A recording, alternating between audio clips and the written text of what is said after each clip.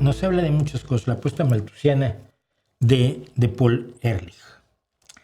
Vamos a empezar por quién es Malthus, ¿no? Thomas Robert Malthus fue un economista y clérigo del siglo XIX, del siglo XVIII, que creía que la humanidad crecía de manera exponencial, pero los recursos crecían de manera cuando mucho geométrica. Entonces escribió un libro, no tenía ningún dato para esto, no tenía ninguna información, no hizo ningún experimento, no hizo ninguna observación, no hizo ninguna cuantificación, no fue a hacer unos análisis de los avances de la demografía o el uso de recursos por parte del ser humano, nada. Era solo filosofía. El libro de 1798, un ensayo sobre el principio de la población, Malthus dijo que el aumento en la producción de comida de una nación mejoraba el bienestar de la población. Bueno, eso sí es una buena observación. Pero la mejora era temporal porque eso llevaba al crecimiento poblacional, lo que a su vez restauraba el nivel de producción per cápita original. Es decir, que nunca se podía tener una buena vida para las mayorías porque siempre que hay más recursos, crece la población. No es cierto, hoy sabemos que no es cierto y precisamente son los países industrializados donde el bienestar de la población es mayor, donde hay menos crecimiento poblacional. Pero Malthus básicamente lo que hizo fue un libro completo y una teoría completa sobre lo que se llama la falacia de la pendiente resbaladiza. Es decir, si seguimos así, esto va a ser el desastre. El malthusianismo, que es lo que generó Malthus, es la creencia de que el crecimiento de la población es exponencial, los recursos no pueden crecer al mismo ritmo que crece la población y por lo tanto el mundo se va a acabar. Constantemente nos lo sacan todo tipo de gente, incluido, por supuesto, Paul Ehrlich. La demagogia demográfica de la que hablábamos la semana pasada es una forma de malthusianismo y su promotor, decíamos, fue Paul Ehrlich, un doctor que no les gusta que yo diga que era experto en mariposas y que no sabía nada, ni un carajo partido por la mitad de demografía y población. Pero fue el que dijo, hay una bomba poblacional y el mundo se va a llenar de gente, y promovió y fomentó el control de la natalidad de los años 60 y 70, que fue un error mayúsculo, ¿no? Pero demostró su malthusianismo en una famosa apuesta. En 1980 apostó contra un señor al que llaman tecnooptimista, simplemente porque es alguien que parece que era un observador, un economista que sí sabía cómo funciona la realidad, llamado Julian Simon. Y Ehrlich le apostó que ciertos recursos naturales se volverían enormemente escasos y su precio subiría notablemente. Es decir, la teoría de Malthus, los seres humanos usan más recursos y por lo tanto, como no se pueden producir recursos a esa velocidad, van escaseando los recursos y por lo tanto el precio aumenta. ¿Sí? La apuesta fue la siguiente. Hicieron una inversión hipotética de $1,000 en un grupo de 5 metales. Cromo, cobre, níquel, estaño y ¿cuál era el otro? No me acuerdo. 5 metales. Acordaron hacer el seguimiento de los precios de estos metales, precios ajustados a la inflación, como usted sabe, para saber realmente lo que valen las cosas del pasado respecto de hoy, hay que ajustarlo a la inflación que sabemos que se produjo durante 10 años, es decir, de 1980 a 1990. La posición de Ehrlich era: estos 5 metales van a aumentar de precio. Y lo que aumenten de precio en esa inversión hipotética de $1,000, lo que aumenten de precio me lo pagas tú.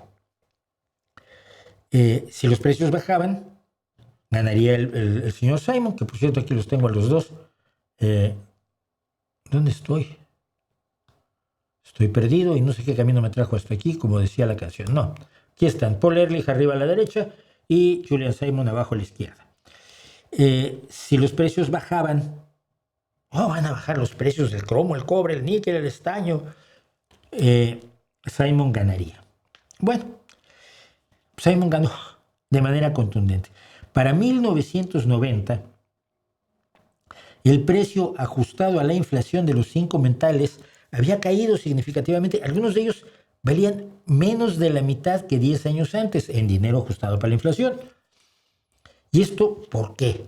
Bueno, porque hubo avances tecnológicos que sustituyeron, por ejemplo, al cobre con la fibra óptica. Los plásticos sustituyeron a muchas aplicaciones de esos metales y además sí había aumentado el suministro global de esos 5 metales para octubre de 1990. Total, que esos $1,000 de inversión se habrían convertido en $576. Habría perdido dinero quien apostara por el aumento de precios de los metales y por lo tanto Paul Ehrlich le tuvo que dar a Julian Simon un cheque por $576.07, que eran la diferencia en el valor de $1,000 de esos metales. Por cierto, en ese mismo periodo, de 1980 a 1990, la población mundial había aumentado en 850 millones de personas, 20% más que en 1980. Algunos llamaron a este cheque que le entregó con esa mala cara Paul Ehrlich a Julian Simon el cheque más importante de la historia de la economía. Nunca apuestes contra la humanidad, nunca apuestes contra las capacidades de la humanidad, nunca creas que entiendes aquello de lo cual no tienes datos, porque la realidad te va a dar un soplamocos importante. Y esta es la historia de una de las apuestas, una apuesta que creo que explica por qué yo soy optimista en muchas cosas, ¿no? Si la revolución industrial seguía usando leña para mover las máquinas de vapor como la estaba usando al principio de la revolución industrial, no tendríamos arbolitos en el mundo. Nos habríamos quemado todos hace mucho tiempo. Bueno, apareció el carbón y apareció el petróleo. Bueno, pero si seguimos usando el petróleo a esa velocidad ya, pero ahora tenemos autos eléctricos, yo tengo un híbrido. Y tenemos fuentes alternativas de energía con las que no contabas cuando dijiste que el petróleo se iba a acabar para 2012, según decía uno de los chifladitos del Peak Oil aquí en España, un tipo enloquecido que me estuvo persiguiendo a mí también. Sí, nunca apuestes contra lo desconocido. El ingenio humano y los avances de la ciencia y la tecnología han logrado eludir esos problemas que todos los maltusianos y amantes de la falacia de la pendiente resbaladiza han enfrentado a lo largo de los años. Y va a seguir pasando así. Creo que es razonable pensar, no porque sea un optimista enloquecido de la ciencia y la tecnología, no. Porque si miro para atrás, y siempre ha pasado que esa tragedia de los recursos no se ha producido, si se ha producido a nivel local ha sido por cuestiones como el libre mercado, caso de la hambruna de la patata o papa en Irlanda, de la cual ya hablamos aquí ampliamente. Si siempre ha pasado que encontramos soluciones para no agotar los recursos, pues lo razonable es que así va a seguir pasando, ¿no? Y necesitas argumentos y datos muy sólidos para demostrar que no va a seguir pasando. Así que ahí está el señor Paul Ehrlich, que tan enorme daño le hizo a la humanidad con sus teorías sobre la sobrepoblación.